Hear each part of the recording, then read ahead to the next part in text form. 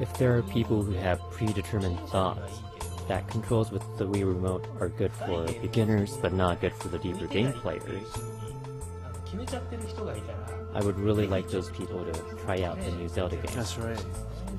You know, the history of Zelda is one that, you know, however complex the controls or how many items you have, it's really been important to be able to access those elements very simply.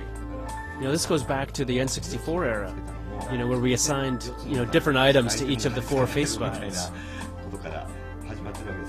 So the players could just select which button to push, rather than open up icons and having to choose from a list. You know, when you're in the middle of a heated sword battle and you instantly want to switch to a bow and arrow to shoot, well, you know, you shoot kind of arrows from afar, so maybe in a battle you might switch to a slingshot, but you can do it, you can shoot right away. Yeah, and you know, there's no confusion either. I mean, your body will remember where the items are. So you're able to learn by the way you're holding the Wii Remote what items you're able to pull up, you know, right away. We have the Japanese expression that our fingers remember what to do, but now our body remembers them. It's like you put what in, you know, what item in what pocket. Miyamoto-san, your EAD team's approach in making games could be defined as a team that typically focuses on creating new ways to play rather than creating a game world. Even so, when the world gets as big as The Legend of Zelda, I think the need to build out the world, the settings, and creating the scenarios, including all the details, become very important. But Miyamoto-san, you said that for this new Zelda game, you have been placing significant priority on specifically how the game will be played since the start of development. Yeah, that's right.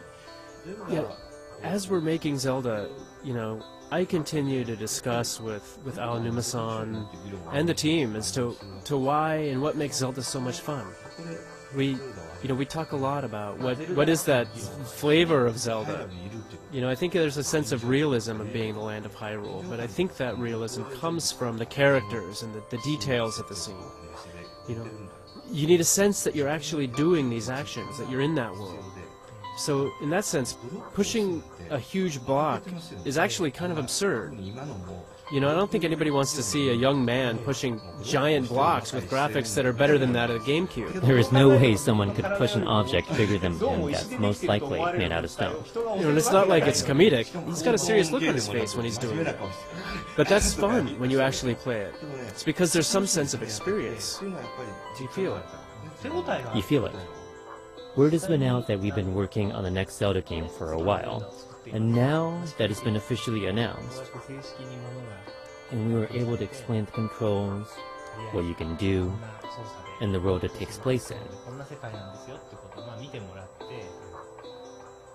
I think many people are looking forward to it.